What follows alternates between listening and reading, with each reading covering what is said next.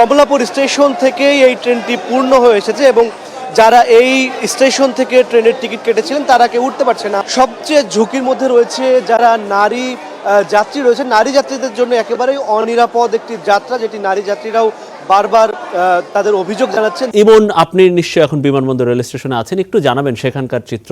এই মুহূর্তে আমরা জানি খুব খুব ভিড়ভাট্টা হওয়ার কথা বিমানবন্দর রেল স্টেশনে, এবং আপনি যেমনটি বললেন আসলেই অত্যন্ত ভিড় এই বিমানবন্দর স্টেশনে। মূলত চিত্রা এক্সপ্রেস, যেটি এখান থেকে ছেড়ে যাওয়ার কথা ছিল সন্ধ্যা 7:58, সেটি এখন 9টা পার হয়ে গেছে। কিন্তু কিছুক্ষণ আগেই ট্রেনটি এখানে পৌঁছালো, অর্থাৎ প্রায় 1 ঘন্টা সময় অতিক্রম করে এবং 1 ঘন্টা কাল বিলম্ব করেই ট্রেনটি স্টেশনে পৌঁছালো এবং দীর্ঘক্ষণ ধরে যাত্রীরা অপেক্ষা করছিল এবং অপেক্ষার শেষে যখন তারা ট্রেনে উঠতে যাচ্ছে তখন মূলত কমলাপুর স্টেশন থেকেই এই ট্রেনটি পূর্ণ হয়ে এসেছে এবং যারা এই স্টেশন থেকে ট্রেনের টিকিট কেটেছিলেন তারা কেউ উঠতে পারছে না।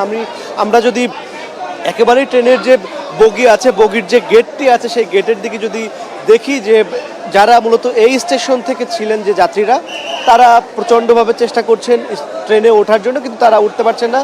মাঝে মাঝে তারা আইন শৃঙ্খলা বাহিনীর যারা সদস্য আছেন বা আনসার বাহিনী আছেন তাদের সহযোগিতা নিচ্ছেন, কিন্তু খুব বেশি ফলপ্রসূ হচ্ছেন। এবং সবচেয়ে ঝুঁকির মধ্যে যারা রয়েছে, সবচেয়ে ঝুঁকির মধ্যে রয়েছে যারা নারী যাত্রী রয়েছে। নারী যাত্রীদের জন্য একেবারেই অনিরাপদ একটি যাত্রা, যেটি নারী যাত্রীরাও বারবার তাদের অভিযোগ জানাচ্ছেন। যদিও বেশ কয়েকটি ট্রেনে সরকারের পক্ষ থেকে নারীদের জন্য বিশেষ কামরার ব্যবস্থা করা হলেও সবগুলো ট্রেনে করা হয়নি। তবে এখানে নারী যাত্রীরা তারা তাদের দাবি জানাচ্ছেন যেন নিরাপদ যাত্রার জন্য প্রত্যেকটি ট্রেনে নারীদের জন্য আলাদা একটি কামরার ব্যবস্থা করা হয়। এই ছিল বিমানবন্দর রেল স্টেশন থেকে আমার কাছে সবশেষ তথ্য।